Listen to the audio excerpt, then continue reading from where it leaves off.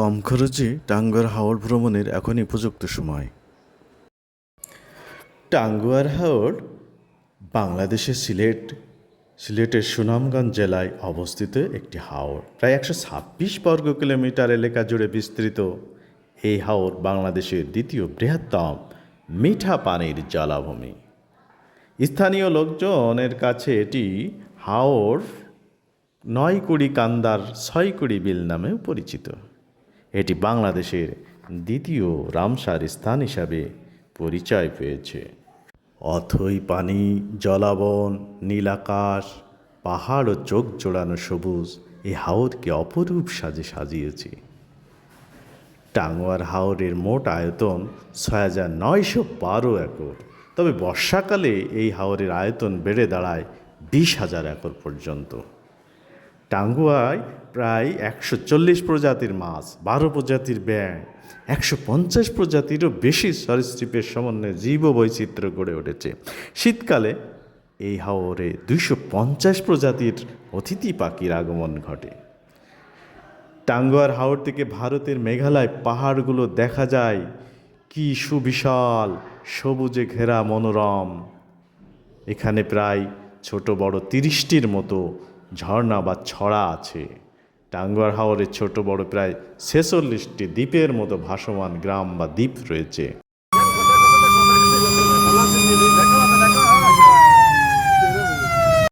টাঙ্গুয়ার হাওর ভ্রমণে শুধুমাত্র কি হাওরই দেখবেন? না, আরও বেশ কিছু ছোট ছোট স্পট এখানে দেখতে পাবেন।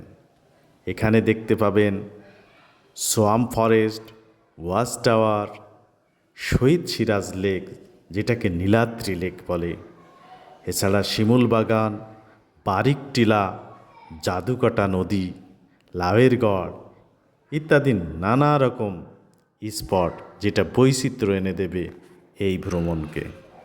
দেশের যে কোনো প্রান্ত থেকে সিলেট, তারপর সুনামগঞ্জ থেকে তাহিরপুর ছাড়াও কমলাকান্দা, মধ্যনগর বাজার এসব জায়গায় হাউস বোট ভাড়া পাওয়া যায়।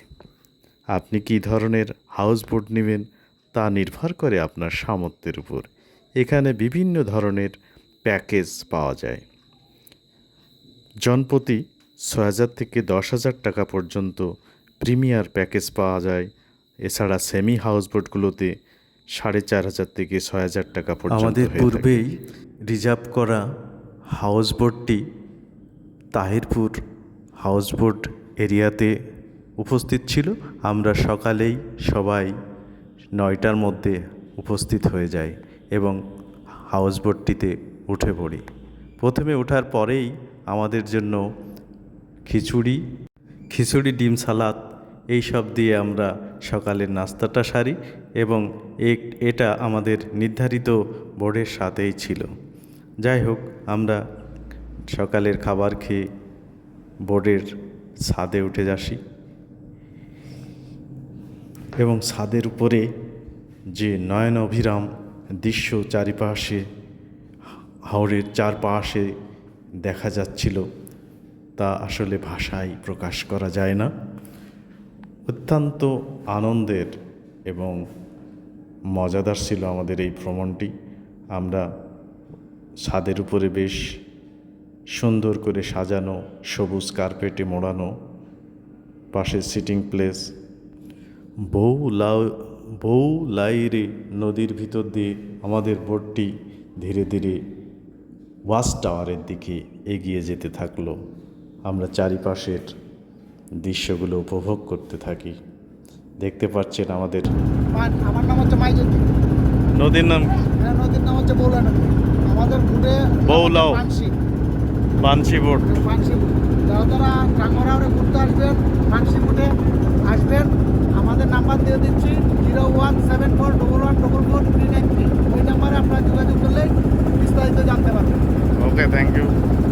এভাবেই আমরা এগিয়ে যেতে থাকি ওয়াচ টাওয়ারের দিকে। আর নদীর দুই পাশের দৃশ্যগুলো উপভোগ করতে থাকি। কি অপরূপ সুন্দর। আমাদের সতীর্থরা সবাই মিলে বোর্ডের ছাদের উপরে একটা আড্ডা জমে। এবং মনোরম একটা আকর্ষণীয় দিন আমরা উপভোগ করতে থাকি। চলতে থাকে আমাদের বোট হাওরের জল চিরে।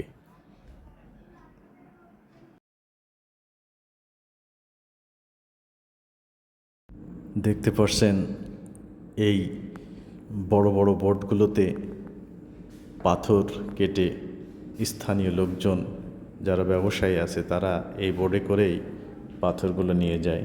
আরও কিছু অপেক্ষমান বোর্ড আছে যেগুলো আমাদের মতো যাত্রী নিয়ে বের হবে।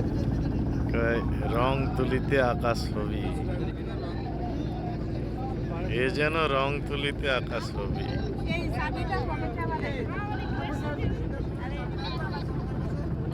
আমরা হাওরের জল কেটে সামনে এগিয়ে যাচ্ছি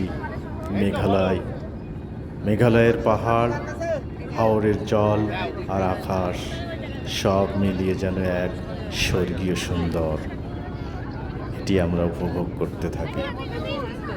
2 থেকে 3 ঘন্টা পরেই আমরা ওয়াচ টাওয়ারের কাছে আমাদের বোট যায় অবস্থান করে।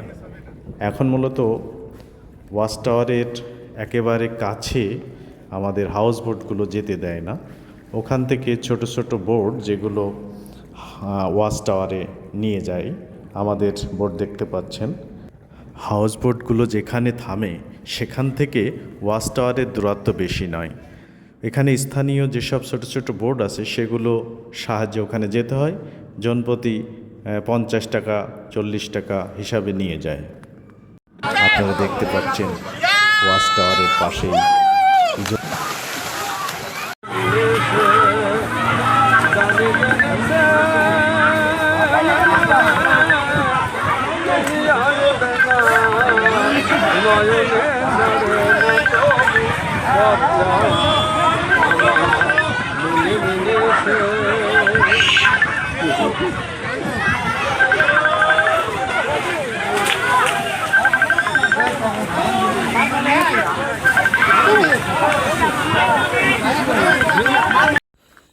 সূর্যের আলোয় পরিষ্কার টকটকে ঝলমল করছে জল।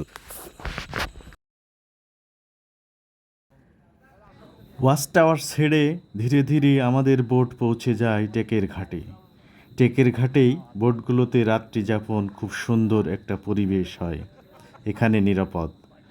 এই টেকের ঘাটের থেকেই নীলাদ্রির লেকের পাড় দেখা যায়, অত্যন্ত সুন্দর। টেকের ঘাট থেকে আমরা নেমে 15 মিনিটের রাস্তা পায়ে হেঁটেও যাওয়া যায়, অথবা এখানে যে স্থানীয় ব্যাটারি চালিত বাইক অথবা মোটরসাইকেল যোগে আমরা সেখানে পৌঁছাতে পারি।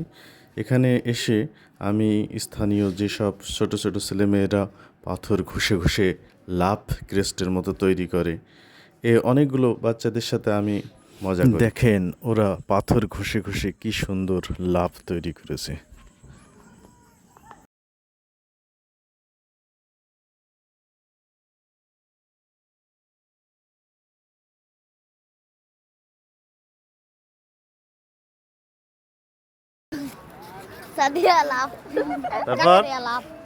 তারপর দেখাও, একজন একজনকে দেখাও। তারপরে একজন দেখাও। এই জায়গার নাম কি? তোমার নাম বলো। লাকমাছড়া। লাকমাছড়া থেকে আপনাদের সবাইকে লাভ লাভ লাভ লাভ দেখাও। সবাই সবাই একসাথে বলো। রেডি 1 2 3 লাভ বলো। লাকমাছড়ি থেকে আমরা চলে যাই নীলাদ্রি লেক। আপনারা দেখতে পাচ্ছেন সেই হিমাদ্রি লেক, সুনামগঞ্জের বিখ্যাত হিমাদ্রি লেক। কি ওপাশে পাহাড়, মাঝখানে লেক, সুন্দর ত্রিলেক, নীল জল, মেঘালয়ের পাদদেশ, আকাশ, নীল আকাশ, নীলাদ্রির লেকে ভেসে বেড়ানো নৌকা, এখানে ঘুরতে পারেন। এই লেকে অপূর্ব শান্ত নীল জলে একটু পা ভিজিয়ে নিলেও মন্দ হয় না। এই ফাঁকে একটুখানি আপনাদেরকে তথ্য দিই, এই নীলাদ্রি লেকের আরও একটি নাম আছে, সিরাজ লেক। এই লেকের পাড়ের থেকে আপনি ভারতের মেঘালয়ের পাহাড়গুলো সুন্দর এবং খুব কাছ থেকে যেন আপনি উপভোগ করতে পারবেন। এখানে বিভিন্ন ধরনের বিকালের সৌন্দর্য উপভোগ করতে করতে আমাদের সূর্য ডুবুডুবু প্রায়। এরপরই আমরা ফিরে আসি আমাদের বোটে। একটু পরে আপনাদেরকে শোনানো হবে। আমার লিখিত কবিতা, হে আমার বন্ধুগণ, আমার লিখিত কবিতা আমার প্রিয় ভাইটি আবৃত্তি করে শোনাবে আপনাদের। আমিও ভ্রমণের পরবর্তী অংশ দেখার আমন্ত্রণ জানিয়ে শেষ করছি। ধন্যবাদ।